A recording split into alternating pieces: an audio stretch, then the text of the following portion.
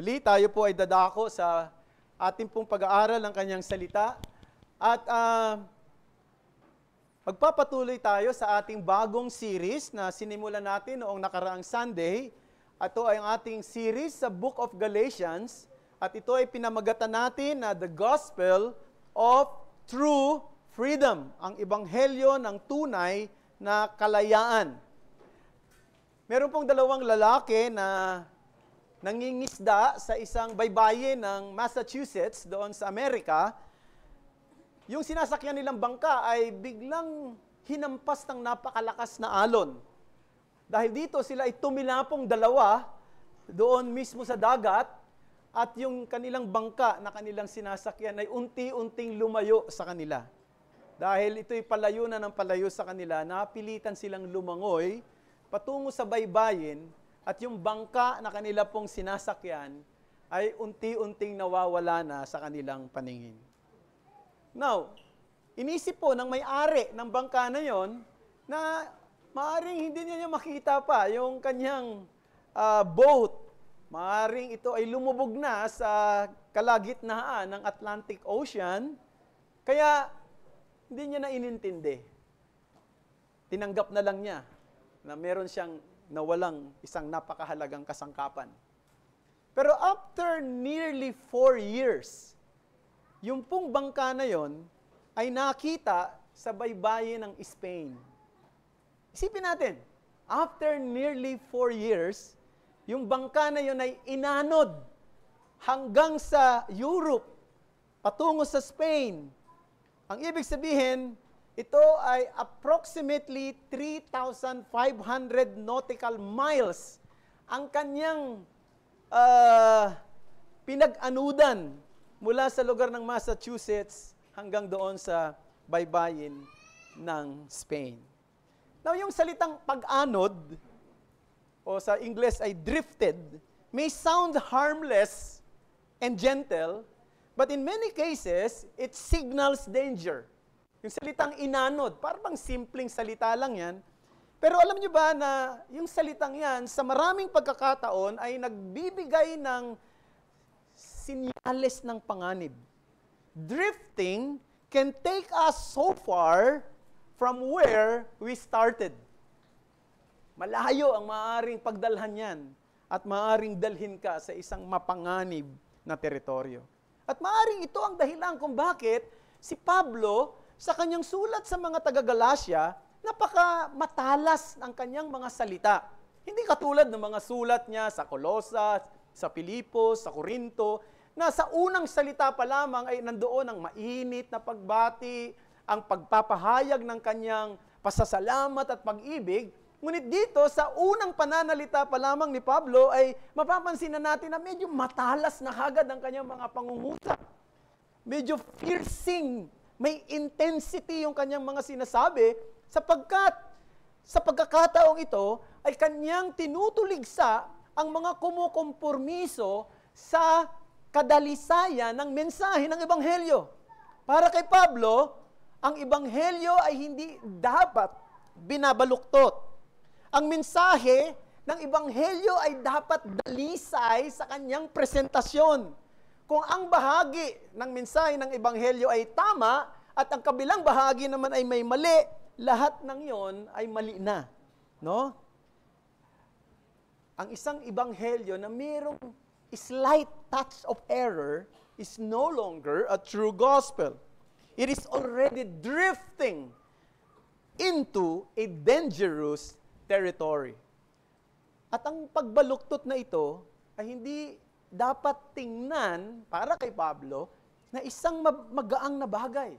Sapagkat ang nanganganib dito ay hindi kung anuman kundi ang pangangailangan ng ating kaluluwa.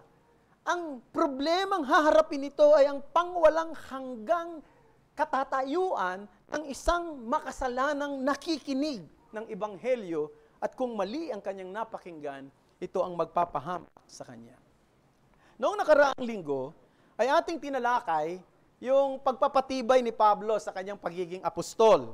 Matatandaan na sinabi ni Pablo na ang kanyang pagiging apostol ay hindi katulad ng pagtawag ng iba.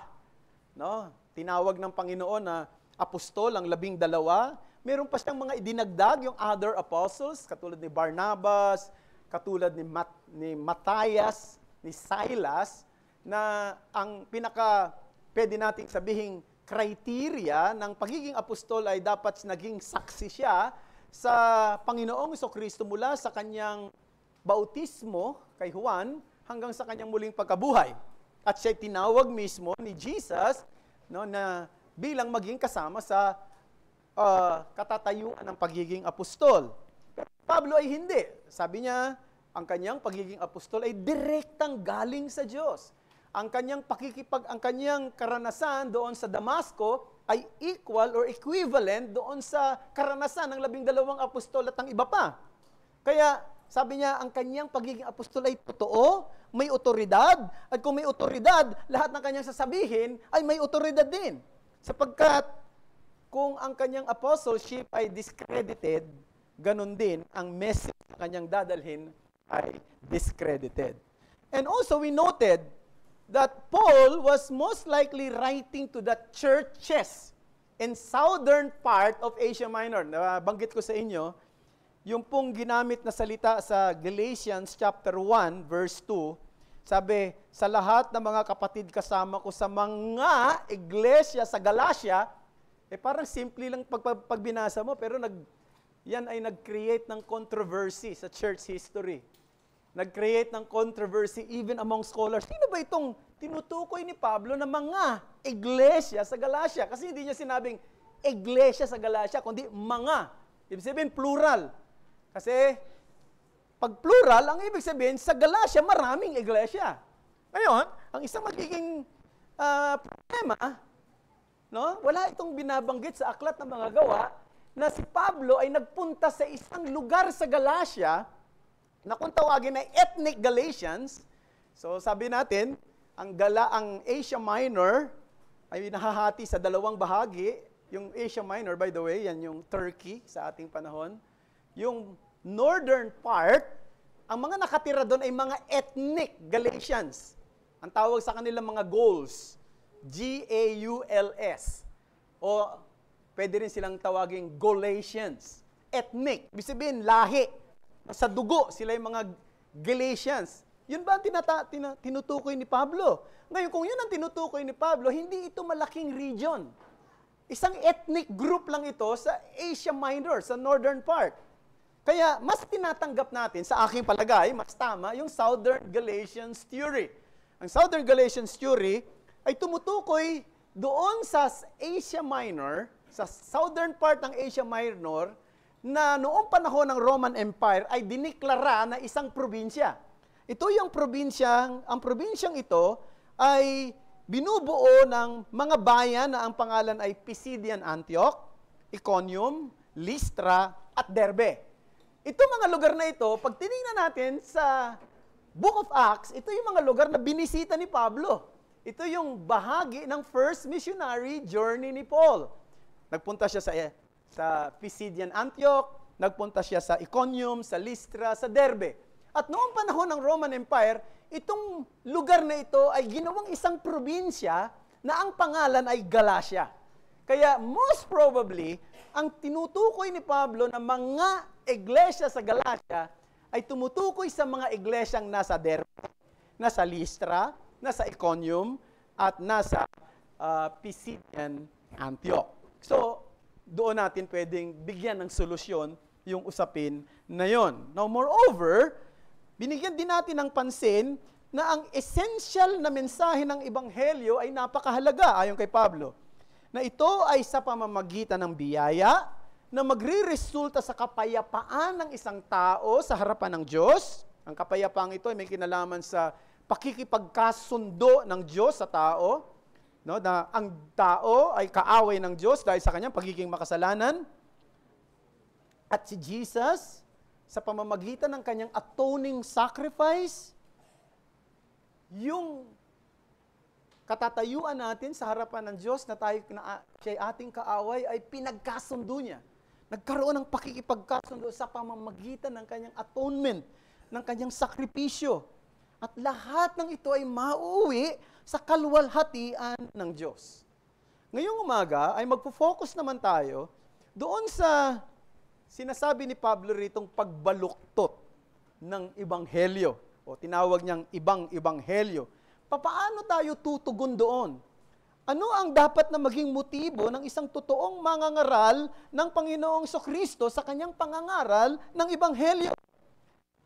At ano ang dapat nating tingin doon sa mga nagtuturo ng ibang ebanghelyo? Ang mensahe na gusto kong bigyan ng diin ay ito: to alter the gospel is to fall under God's curse. Thus, its purity must be preserved. To alter the gospel is to fall under God's curse. Thus, its purity must be preserved. Ang pagbabaliktad o ang pagbabago sa mensahe ng Ebanghelyo ay nangangahulugang pagkahulog sa sumpa ng Diyos. Kaya nga, bilang mga mananampalataya, ay dapat nating pangalagaan ang kadalisayan ng Ebanghelyo. Mayroon pong dalawang points na gusto kong bigyan ng pansin ngayon na malinaw dito sa ating text. First, the desertion from the true gospel message address. That's number one. Second, we will be looking at the disposition of the true gospel messenger articulated. First, the desertion, true gospel message address. Ang paglayo sa tunay na mensahe ng Ebanghelyo at kung papaano ito inaddress ni Apostol Pablo. Unang-una, mapapansin natin, to take on the different gospel is to abandon God's calling. To take on the different gospel is to abandon God's calling. Ang pagtanggap o ang pakikinig o maaring ang pagyakap ng ibang ebanghelyo ay pagtalikod sa Diyos mismo. Verse 6, I am astonished that you are so quickly deserting Him who called you in the grace of Christ and are turning to a different gospels. Ang mga scholars ay naniniwala, mga kapatid, na ang sulat ni Pablo sa mga taga-Galacia ang siyang unang-unang aklat na kanyang isinulat. Ito yung kanyang unang epistle. At hindi lang ito ang unang epistle, sinasabi rin ng mga scholars that the book of Galatians is the first book written in the New Testament. So yung buong New Testament, hindi yung Matthew, Mark, Luke, John, ang naunang naisulat. Naisulat siya later. Ang naunang naisulat ay yung book of Galatians. It was likely written around 48 AD. Shortly after his first missionary journey. Ang ibig sabihin, katatapos lang ng unang missionary ni Apostle Paul nung isinulat niya ito. Kaya nga, mapapansin natin, meron siyang astonishment, nabigla siya. Nabigla siya sapagkat maraming mga kapatid sa iglesia sa Galacia ay agad-agad na napaniwala ng mga ebanghelyong hindi itinuro ng mga apostol. Ebanghelyong hindi totoo at ebanghelyong nahaluan ng kamalian. Parang sinasabi niya, kagagaling ko lang dyan sa inyo. Ganyan na kagad ang nabalitaan ko. Di ba? Kaaalis lang nila. Kasama niya si Barnabas, si Bernabe. Nung pagkatapos ng kanilang missionary journey, may pumasok na kung tawagin ay mga Judaizers sa church. At agad-agad na nagturo ng mga katuruan na may kinalaman din sa ebanghelyo pero may halo sa kanilang mensahe. At yung halo na yun ay siyang nagpa-iba doon sa mensaheng tinuturo ng mga apostol. Kaya tinawag din natin itong false teaching. Ang bilis! Yun ang sabi ni Pablo. Pinaalala sa atin, mga kapatid, na pwede tayong agad-agad na mahila at mahikayat ng kamalian kung hindi tayo mag-iingat. At kung hindi tayo ipipreserve ng biyaya ng Diyos. Hindi natin pwedeng sabihin nakatayo at alam natin agad ito, mga bagay na ito, hindi na tayo matitinag. Kaya mag-iingat tayo. Now, we can imagine yung damdamin ni Pablo nung oras na ito, no? Siguro yung damdamin ni Paul, kaya medyo matalas ang kanyang pananalita dito, ay dahil sa kanyang, dahil doon sa narinig niya patungkol sa kanila. At maaari pwede kong sabihin, na yung talas ng pananalita at galit ni Pablo ay pwede nating sabihin katulad ng naramdaman ni Moses noong siya ay nanggaling sa bundok ng Sinai. Natatandaan niyo ba yung nangyari kay Moses? Nung galing siya sa bundok ng Sinai, di ba, nakipagtagpo ang Diyos sa kanya doon sa sa Mount Sinai para ibigay sa kanya yung mga kautusan para sa bayan ng Israel. Pagbaba ni Moses, ano nangyari? Nakita niya yung mga Israelita ay gumawa ng golden calf. Nung tinatawag na, o sa Tagalog ay gintong guya. Gumawa sila ng gintong guya at sinamba nila yung gawa ng kanilang kamay. Gumawa sila ng idolo. Pero bago mangyari yon, Exodus chapter 20, kung matatandaan ninyo, nasaksihan nila yung mga malalakas na kulog at kidlat at usok na nanggaling doon sa bundok, matapos ibigay ng Diyos yung 10 Commandments kay Moses. At sinabi nila kay Moses, pwede ba? Ikaw na lang ang maging tagapagsalita namin sa Diyos kasi natatakot kami sa Kanya. Na pag kinausap niya kami ng diretso, baka mamatay kami. Ibig sabihin na ang mga taong ito, nasaksihan nila yung kamangyarihan ng Diyos, nasaksihan nila yung pagkilos ng isang totoong buhay na Diyos, na siyang dapat na kilalaning tunay na Diyos at dapat sambahin, pero saglit lamang, na delay lamang ng pagbaba si Moses mula sa bundok, gumawa na sila ng pagsamba sa Diyos-Diyosan. Anong gusto kong sabihin? Pinapakita rito, mga kapatid, na meron tayong natural tendency to forget the very truth that we are called to stand on. We have the natural tendency to forget the very truth we are called to stand on. That is why we must regularly hear the true message of the gospel. In gathering like this on the Lord's Day, the gospel must be proclaimed. Why? We are fickle creatures. Tayo mga mahihina. Mas madali tayong ma-sway sa mga mali. Di ba? Madalas ko na nga sinasabi rito, kung malusog ang katawan mo at pupunta ka sa hospital para dalawin ang mga kaibigan mo na may sakit doon, hindi mahahawa yung mga tao doon ng kalusugan mo, kundi maaring ikaw ang mahawa ng sakit ng mga tao doon sa hospital. Ang kamalian, ang kasalanan ay mas malakas na makahawa kesa ang katotohanan. Yung isang bagay na dapat nating bantayan, mga kapatid. Kaya kayong mga kapatiran dito, mga kabataan, isipin din niyo yung mga tao nakakasama niyo lagi. No? Hindi ko sinasabing huwag tayong makipagkaibigan, hindi ko sinasabing huwag tayong makipagbarkada sa mga hindi mananampalataya. Pero mag-ingat tayo. Sapagkat sabi ng Biblia, 1 Corinthians 15:33. Anong sabi doon? A bad company corrupts good behavior. Ang masamang kasama ang sumisira ng mabuting ugali. No? Mag-ingat tayo sa mga tao na nakakasama natin. Sapagkat maaaring isang araw, hindi mo napapansin, yung takbo ng isip nila, yung takbo ng ugali nila, yung kilos nila, yung pananaw nila, pananaw mo na rin. Kasi mas madaling makahawa ang mga bagay na mali kaysa ang mga bagay na tama. At tayong mga Christians, we should also be mindful of that. We should also be careful of these things. Kaya nga dapat katulad ng usapin na may kinalaman dito sa Ebanghelyo. Dapat natin napapakinggan lagi yung gospel, kahit na mga Christians na tayo. Kasi dapat alam natin ano ba yung mensahe. Ano ba yung nilalaman ng Ebanghelyo na hindi dapat mahaluan, hindi dapat maipamali. No? Dapat yung message na ito ang dapat na magbigay lagi ng excitement sa atin At hindi ito dapat maging absent, maging sa mga anumang topic na ating pinag-uusapan dito sa pulpito. And here, Paul makes it clear that turning to a different gospel is turning away from God's calling. Di ba sabi niya? Basahin natin.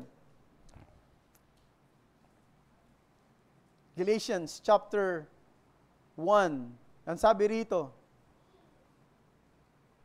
verse 6 uli. Ako'y namamangha na napakabilis ninyong iniwan. Siya na tumawag sa inyo sa biyaya ni Kristo at bumaling kayo sa ibang ebanghelyo. Hindi sa may ibang ebanghelyo, kundi merong ilan na nanggugulo sa inyo na nagnanais baluktutin ang ebanghelyo ni Kristo. So yung sinabi rito na iniwan siya na tumawag sa inyo sa biyaya ni Kristo. Yung salitang yon, pagka daw ikaw ay nag-entertain ng different gospel, tumatalikod ka doon sa tumawag sa iyo, no? At pag tumalikod ka doon sa tumawag sa iyo, ay tumalikod ka mismo sa Diyos na tumawag sa iyo. Just imagine that, brethren. Imagine how serious is turning away from the very God who called you by grace. And this is no small matter. It is serious and dangerous. No, napakapanganib nito. Parang isang tao na tumalon sa laot, no, sa dagat nang walang vest, no? Pagka tinamaan ka ng malalakas na alon, napagod ka na. Dahil sa paglango, sigurado pagkatapos na nun, lulubog ka na kasi wala kang vest. Parang ganun din. Ang pagtanggap daw o pag-i-entertain sa mga maling ebanghelyo ay parang pagtalikod sa tumawag sa iyo at yung tinalikuran mo ay Diyos mismo. Napakapanganib nun. Napakatindi nun. Para kang, katulad na sinabi ko, para kang tumalon sa dagat nang walang vest. O maaring naglalakbay ka sa gitna ng kagubatan ng walang kompas. Hindi mo malaman kung saan ka lalabas. That is how dangerous it is. To reject the true gospel is to reject the only hope for rescue. Now, the question is this. What made their teaching so different? Kasi sabi rito, ulitin natin sa verse 6. Ako'y namamangha na napakabilis inyong iniwan siya na tumawag sa inyo sa biyaya at bumaling kayo sa ibang ebanghelyo. Hindi sa may ibang ebanghelyo, kundi merong ilan na nanggugulo sa inyo na nagnanais baluktutin ang ebanghelyo ni Kristo. Yung salitang ibang ebanghelyo. Gano'n ba ka-big deal yun? Big deal ba yun? What made their teaching so different? Kasi parang napakatalas ng pananalita ni Pablo rito, no? Kasi bumaling daw sila sa ibang ebanghelyo. Ano ba yung ibang ebanghelyo? Paano naging iba at bakit big deal? Ito bang mga nagtuturo na ito na mga Judaizers ay nagsasabi na si Kristo ay hindi Diyos? Hindi naman yun ang sinasabi nila . Sinasabi ba nila na si Kristo ay hindi nabuhay sa mga patay? Yun ay kathang-isip lang ng mga apostol, gawa-gawa lang? Sinasabi ba nila na yung si Kristo na yan ay hindi siya yung Mesaya, hindi siya yung tagapagligtas? Yun ba sinasabi nila? Hindi. Hindi yun ang sinasabi nila. Naniniwala sila ron. Anong problema? Ang problema ay tinatanggihan nila na ang pananampalataya sa natapos na ginawa ni Kristo ay sapat na para sa kaligtasan ng isang tao. Dinadagdagan nila ito ng merit, law-keeping. Dapat, hindi ka lang nananampalataya, kundi sumusunod ka rin sa batas ng seremonya, lalo na ng pagtutuli. Ano bang big deal? Siguro sasabihin natin, problema nila yun. Tayong mga Pilipino, tuli naman tayo, no? Sabi na wala naman tayong problema sa ganyan, di ba? Yun ang alam ko, di ba? Tayong mga Pilipino, yun ang practice natin. Eh, siguro sila. Problema nila yon. What's the big deal about that? Eh, di magpatuli, di ba? What's wrong with that? Mga kapatid, maaaring ang tingin mo ay small addition lang yan. Pero kay Pablo, mabigat na yan. Because there is only one gospel of grace. And the gospel preached by the apostle and by Paul. At yung gospel na yun, hindi pwedeng baguhin. Hindi pwedeng i-revise. Hindi pwedeng i-modernize. Hindi pwedeng i-improve. Kahit na maliit lang na improvement, distortion na. A single and a small improvement of the message of the gospel is already a distortion. The true gospel must be proclaimed. The gospel of salvation through the perfect obedience of Christ. Ano yun? Diba si Kristo ang sumunod, hindi tayo eh. At dalawang klase yung pagsunod ni Kristo na binabanggit natin madalas dito, yung tinatawag nating active obedience. That is obedience in action. Si Kristo ay sumunod sa batas ng Diyos. Nabuhay siyang hindi nagkasala. Nabuhay siyang matuwid. Nilabanan niya ang tukso. Pinagtagumpayan niya ang kasalanan. Active obedience ang tawag doon. Kaya siya ay righteous. Pero hindi lang yon. Si Kristo ay meron tinatawag na passive obedience. That is, obedience through passion. Ibig sabihin, si Kristo ay naghirap, nagpakasakit, nagsakripisyo, humalili sa atin. Tinanggap niya yung puot ng Diyos sa kanyang katawan. Imbis na tayo ang tumanggap noon. Yun yung ebanghelyo ng kaligtasan. At yung ebanghelyong yun ay dapat panampalatayanan lamang. Hindi panampalatayanan mo yon at dagdagan mo ng iba pa. Hindi panampalatayanan mo yon at dagdagan mo ng pagsunod sa batas o pagiging isang mabait o pagiging isang moral. Hindi mo pwedeng sabihin, kinakailangan sumunod ako sa manampalataya ako, pero kulang yon. Kinakailangan pa rin akong sumunod sa batas ng Diyos para maging kompleto ang aking kaligtasan. Hindi.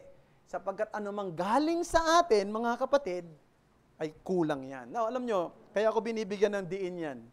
Kasi tayo mga tao, often we take pride on our creativity and even of our contribution.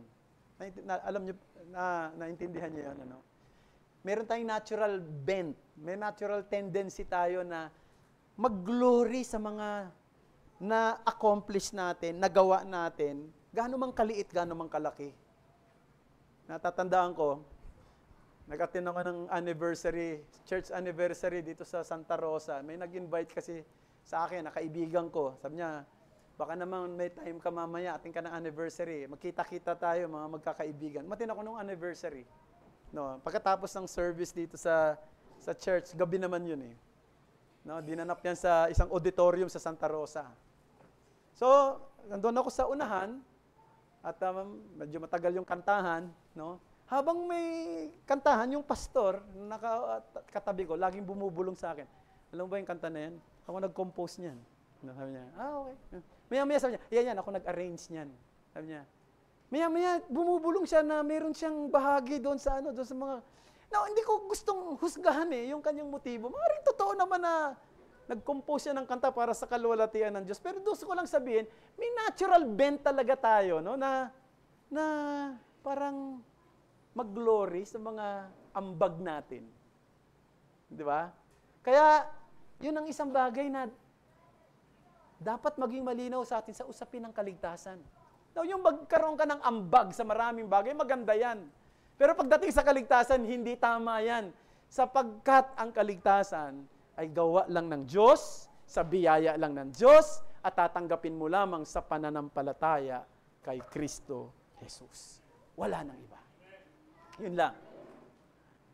At kung tagawa ka ng mabuti, at susunod ka sa kalooban ng Diyos, hindi dahil bahagi yon o ambag mo yon sa kaligtasan, kundi yun ay resulta. Yun ang ebidensya na may nangyaring pananampalataya sa Kanya. Sabagat anumang i-contribute natin sa pananampalataya, laging hindi lang kulang, kundi maruming basahan. Di ba sabi nga ng Bible, di ba? Even our noblest works are nothing but filthy rags before the holy God. We are saved and accepted only through the merit of Christ, never through anything we add. Okay? So, that's number 1. The desertion sa message ng salvation addressed. First is, to take on a different gospel is to abandon God's calling. Pero not only that, to teach different gospel is to attract God's condemnation. Someone has said, brethren, the greatest danger to the church is not the anti-gospel outside its wall, but the distorted gospel within. Ang pinakamatinding banta sa totoong ebanghelyo ay hindi daw yung tahasang pagpuligsa ng mga tao sa labas ng iglesia sa ebanghelyo na tinatayuan mo. Kundi, ang pinakamatinding banta, yung mga taong ginagamit din yung salitang ebanghelyo. Bukang bibig din nila yung salitang ebanghelyo, suot-suot din nila yung salitang ebanghelyo. Label din, naka-label din sa kanila yon. Pero, may twist, may distortion. Now, paano madidiscern sa panahon natin yan sa mga churches? Kasi sa totoo lang, maraming mga iglesia ngayon ay nagtuturo ng iba't ibang ebanghelyo. Hindi lang ibang ebanghelyo, kundi multiple gospels are proclaimed. Meron tinatawag tayong prosperity gospel. Di ba? Na nagtuturo na si Jesus daw ang daan para ikaw ay guminhawa sa buhay. Meron tinatawag na gospel of family values. Na nagsasabi si Jesus ang daan para magkaroon ng isang masayang tahanan. Meron tinatawag na gospel of self. Sinasabi nito na si Jesus ang susi para magkaroon ka ng personal fulfillment. Merong gospel of religious tradition na nagkiklaim na ang ruota para sa social respectability ay itong gospel na ito.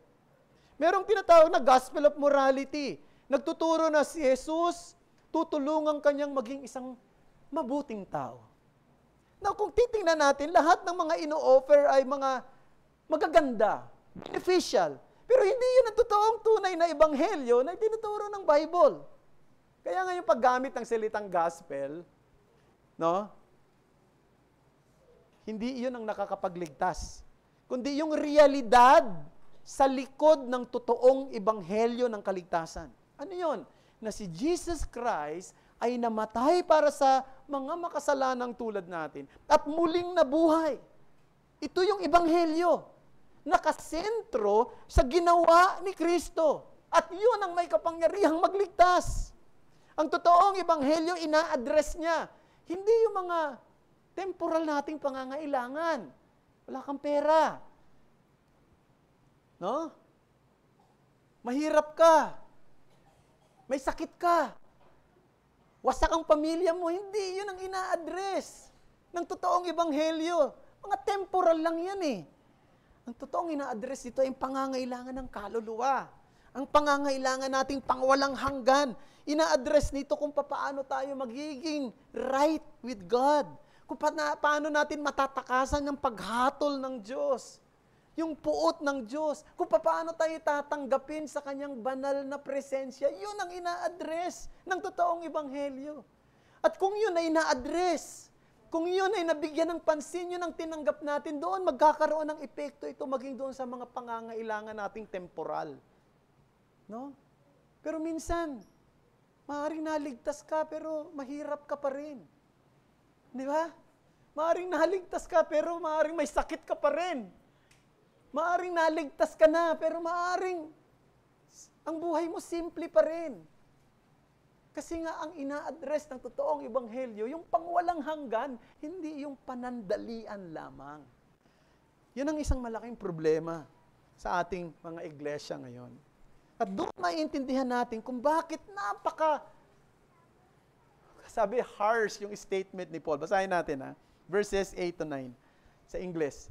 But even if we or an angel from heaven should preach to you a gospel contrary to the one we preach to you, let him be accursed. As we have said before, so now I say again, if anyone is preaching to you a gospel contrary to the one you receive, let him be accursed. Now, alam nyo yung salitang accursed. Sa wikang Griego ay anathema. Ang ibig lang sabihin nun, to be delivered over to the wrath of God for destruction. Bigat naman nun. No? Let him be accursed. Sasabihin natin, sige, ibigay mo na siya sa puot ng Diyos nang siya'y mapahamak na. Para yung iba, pag binabasa nila ito, sinasabi ng iba na, tita mo ito si Pablo, no? Ibang-iba talaga siya mag-isip. Hindi siya katulad ni Kristo. Napakaamo. Si Kristo hindi ganyan magsalita. Kaya alam niyo, mayroong mga nagtuturo ngayon, sinasabi nila, si Pablo daw, hindi siya dapat pakinggan. Si Kristo lang ang dapat pakinggan. Huh? May nagsasabi, meron ako narinig na ng mga ngaral sa TV, no? Sasabihin na, napakasama nito ni Pablo talaga eh. No? Kaya wag ninyong pakinggan yan. No? Basahin nyo lang yung mga magagandang sinasabi niya, pero marami siyang sinasabing hindi tama. Yan sabi nila. Kasi kontra siya kay Kristo. Imagine mo, sasabihin niya rito, let him be accursed. Kontra ba talaga si Pablo sa Espiritu ni Kristo? Basahin natin Mark chapter 9, verse 42. Si Jesus naman ang nagsasalita rito. Whoever causes one of these little ones who believe in me to sin, it would be better for him if a great millstone were hung around his neck and he were thrown into the sea. Now imagine that. Si Jesus na nagsasalita niya, sabi niya, kung sino man ay magiging dahilan ng katitisuran sa iba para sila hindi manampalataya sa akin, mas mabuti pa sa kanilang lagyan ng, anong tawag diyan, gilingang bato sa kanilang leeg at tumalon sa dagat. Imagine mo yung salitang yan, bigat na. So hindi kumukontra si Pablo kay Kristo. Pareho lang sila ng kaisipan. Pareho lang sila ng damdamin. Di ba? Pareho silang gumagamit ng mga strong words sa mga taong bumabaluktot ng katotohanan. No, bakit kaya ganito ang sinasabi ni Paul? Bakit gano'n na lang passionate si Paul pagdating sa pagtuligsa niya sa mga nangangaral ng maling ebanghelyo? May dalawang bagay. Una, sapagkat, tulad ng pinag-aralan natin last Sunday, di ba? Sa verse 5, hindi ko na babasahin sa inyo. Ang goal ng evangelism, ang goal ng gospel, ano? Glory of God. Di ba? Yung sinasabi ni John Piper, the goal of mission is worship. Diba? Ang goal talaga nito ay bigyan ng kalwalatian ng Diyos. Ang ibig sabihin, kung ang isang tao na nakikinig ng ebanghelyo na mali, ano nangyayari? Imbis na maligtas siya, mapahamak siya. At ang kalwalatian ng Diyos ay hindi maitatanghal. Bakit? Sapagkat hindi nito nire-represent ng tama yung biyaya, yung katarungan, at yung gawa ni Kristo. Deviating from the true gospel is not just a doctrinal mistake. It is a theft of divine glory. And not only that, to obscure or corrupt the gospel is to endanger the eternal destiny of those who are misled. Imagine mo yun, kung mali yung napakinggan mo, ano ang mangyayari sa'yo? mapapahama ka. At yung kapahamakan mo ay walang hanggan. No, hindi ito loss na parang nalugi ka lang sa negosyo o yung investment mo sa isang company o sa mga stocks nalusaw o nawala yung kalusugan mo sa katawan mo. Hindi yun eh. Hindi temporal setbacks. Ang pinag-uusapan dito, eternal life. Eternal damnation. When the gospel is confused, souls are at stake. Kaya nga, ang panalangin ko, wala sa atin sino man dito na tinatrato ang ibang mensahe ng ebanghelyo na parang trivia lang, no? O hindi mahalaga. I hope walang ganyan sa atin dito. Na parang ang tingin niya sa gospel, trivia lang yan. Unimportant yan. Kaya ang tanong ko, naintindihan ba talaga ninyo ang ebanghelyo? More importantly, kung naintindihan niyo, ano naging tugon ninyo sa ebanghelyo? Pinagtitiwalaan ba ninyo na si Kristo lamang ang kaligtasan? O humahawak pa rin kayo sa inyong sariling kabaitan, katuwiran, tradisyon, o yung inyong sariling version ng gospel? Brethren, the gospel demands not just our attention, but our response.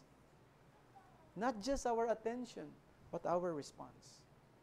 So yung unang bahagi ng ating pag-aaral, the desertion of the true gospel address. Now, let's go to the second heading, and this is, mas maikli na ito, the disposition of the true gospel messenger articulated. Let's read verse 10.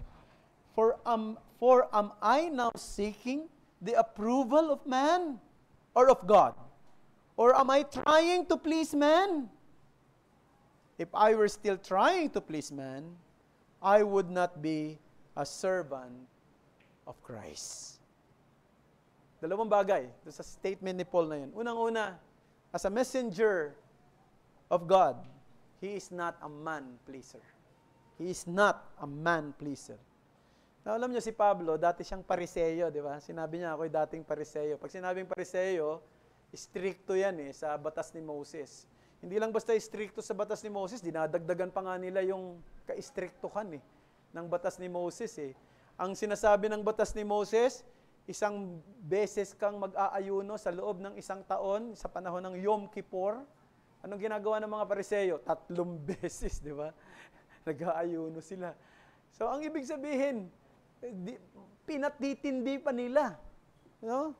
At dahil doon sa tingin nila, ginagawa nila yung batas ni Moses, tang higit pa doon sa hinihingi, ang tingin nila sa kanilang sarili, nakaaangat sa iba. Pagdating sa larangan ng pananampalataya, nung nakilala ni Pablo si Kristo, sinantabi niya na yung kanyang pagiging pariseyo. Nag-iba na yung mindset niya. Hindi na siya people pleaser. No? He stopped trying to please people. Di ba dati mga pariseyo, kaya sabi ni Jesus Christ, pag nagpe-pray kayo, pumasok kayo doon sa loob ng kwarto ninyo. Manalangin kayo sa inyong Ama. Huwag yung pag-aayuno kayo, magsusuot kayo ng mga damit na parang gula-gulan tapos parang tinapakita nyo sa mga tao, nanghihina kayo kasi nag-ayuno kayo. Para hangaan kayo ng mga tao. Wow!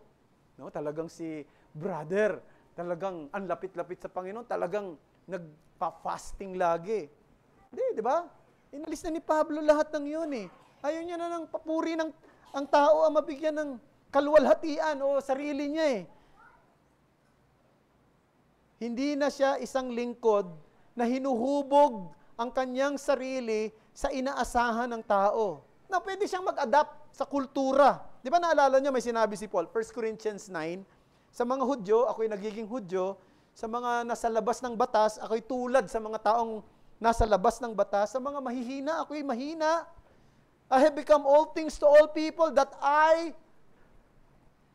by all means I might save some. Gusto niyang mahikayat yung iba, kaya pagdating sa kultura, kustumbre, okay lang. Mag-join ako sa kanila. Kung gusto nilang maging parang Gentile ako, pagdating sa culture, okay lang. That I may win them to Christ. Pero, merong clear line yan, na Nagdodraw siya ng clear line. Ano yon? Pagdating sa mensahe ng Ebanghelyo, walang kompormisyo rito. No? Handa siyang kapuutan ng mga tao sa paligid niya.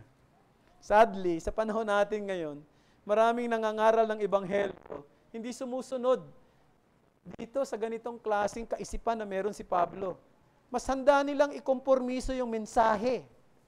Mas gusto nilang mangaral ng komportable, ng popular, ng masarap sa panlasa ng karamihan.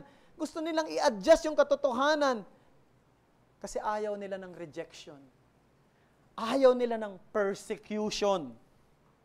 Pero sabi ng Bible bahagi daw ng buhay ng isang taong sumusunod sa kalooban ng Diyos, siya ipe-persecute.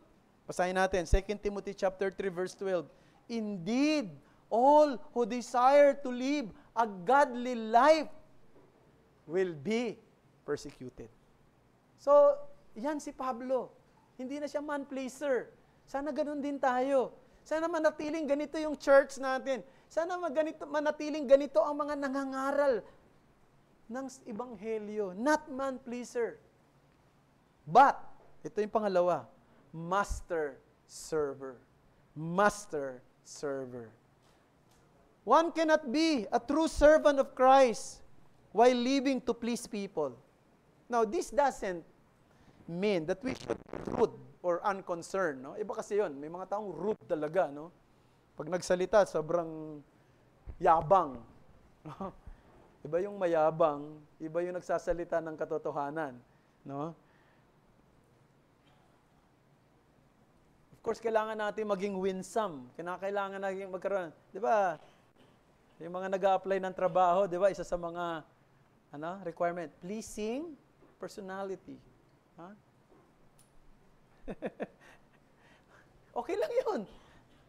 Tama lang naman yun Pero itong gusto kong tandaan natin, kung Christian tayo, servant tayo ng Diyos. Actually, yan ang bibigyan diin ko mamayang hapon sa message natin. Kung Christian ka, you are God's servant. And you live for His glory. You seek to bring pleasure to your master. Not to the crowd. Not to the crowd. No? Hindi mo iniisip yung, nakikiliti kayo mga tao sa sinasabi ko? Masarap kaya sa pandinig nila yung sinasabi ko? Hindi yun ang iniisip mo. Tama kaya yung sinasabi ko? Kalugod-lugod kaya ito sa harapan ng Panginoon? Di ba yung kwento ng isang, yung isang mahusay na, violin, Niccolo Paganini, di ba? So, merong isang nagpe-play ng violin, napakaganda ng kanyang performance. Yung mga tao talagang pumapalakpak. Pero baka sa kanyang mukha na hindi siya masaya. No? Tinanong siya, ba't di ka masaya? Si Niccolo Paganini nga yata yun. Sabi niya, kaya ako masaya kasi tinitingnan ko yung aking teacher. Mukhang hindi masaya sa performance ko. Mukhang alam niyang hindi ko na ibigay yung best ko. Diba? Parang ganun din di ba? Hindi tayo after doon sa mga tao maging siguro gawin natin yung preaching natin dito, yung mga nakakiliti, parang daming umattend sa SGCC. No, it is not our task. That is not our motive. Our motive is to please God, not to please man. No, not to please man. And that is Paul. Paul is the servant of the Master. And so we are. At yun ang ginagawang pagbabago ng Panginoong Diyos sa buhay ng totoong naintindihan at nanampalataya sa totoong mensahe ng Ebanghelyo. Kapag naintindihan mo yung totoong mensahe ng Ebanghelyo, niyakap mo yun, pinanampalatayanan mo yun. Ang ginagawa nun sa buhay mo, binabago niya hindi lamang ang destinasyon mo, binabago niya maging ang puso mo, ang isip mo, ang pananaw mo. Mula sa pagiging self-centered, nagiging God-centered ka. Mula sa pagiging mapagmahal sa sarili mong gusto, minamahal mo na ngayon yung mga gusto ng Diyos. Mula doon sa pagtugis sa sarili mong kasiyahan. Ngayon, ang minanasa mo na ay yung kabanalan. Di ba? Ganun na. Ganun na ang ginagawa ng Diyos sa puso mo. Pero itong maganda, mga kapatid, sa kabutihan ng Diyos, sa kagandahang loob ng Diyos, yung sino mang sumusunod sa Kanya, hindi nalulugi. Yung sino mang sumusunod sa Kanya, hindi nawawalan. Hindi sila nawawalan, kundi nagkakaroon pa sila. No, kasi lahat ng kanilang pagsunod ay para sa kabutihan nila. Kaya nga, ang ibig natin sa Diyos, ultimately, ay pagkakaroon ng pakinabang para sa ating sarili. His holiness in us is the path of true happiness. Ang pagsunod sa daan ng kabanalan, ang siyang tunay na magdudulot ng kagalakan. At ito'y kagalakang hindi panandalian, kundi pangwalang hanggan. Kaya kung mayroon akong kinakausap dito na wala ka pa sa Panginoon ngayon, hindi ka pa Christian, anong hinihintay mo? Lumapit ka kay Kristo sa daan ng pananampalataya at pagsisisi. Tandaan mo ito, na wala nang ibang paraan para ikaw ay tanggapin ng Diyos. At wala na rin ibang paraan para ikaw ay totoong maging masaya sa pinaka-ultimong kahulugan nito, kundi ang magkaroon ka ng isang totoong tagapagligtas, totoong Panginoon sa buhay mo. Ayan ay ang Panginoong Kristo.